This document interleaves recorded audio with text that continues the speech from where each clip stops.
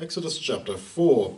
Moses was a very nervous and pretty well reluctant and unwilling servant of God, just like we are.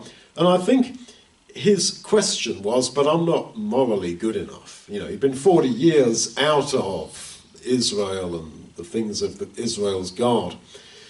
And like, who am I? So God says, look, throw your rod down. And it turns into a snake, and he runs away from it. Now, a snake is a symbol of sin. And God says, stretch out your hand and take hold of it. And he does. And it becomes a rod again. And then God says, put your hand inside your jacket. He does. He pulls it out, and it's leprous, which is again like the snake. It's a symbol of sin. God said, put it back in again and take it out again. Oh, it's all healed. God is using those symbols of the serpent and leprosy, which are symbols of sin, and he's saying, yes, you can put out your hand and take hold of it. You can get on top of it. It's like when Cain is about to sin, killing his brother, God tries to stop him by saying to Cain, look, sin is crouching at the door, ready to pounce on you, but you can overcome it. Now, the fact that we can overcome sin, and we are told this here, this is a ladder with which to reach the stars. That you are not a victim. You are not the hopeless victim, the hopeless, inevitable sinner.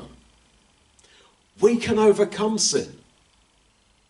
We are not to be dominated by the fact that we are human.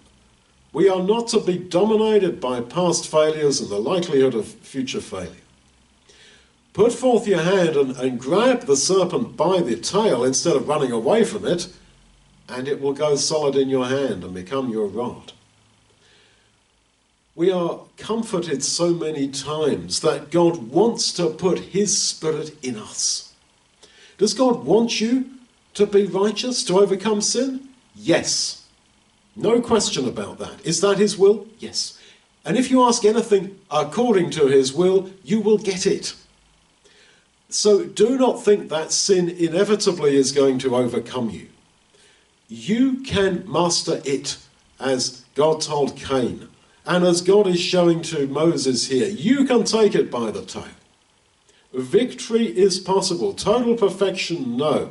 I guess in reality that shall not happen in this side of God's kingdom for folks like you and me. But victory over sin, here and there, absolutely.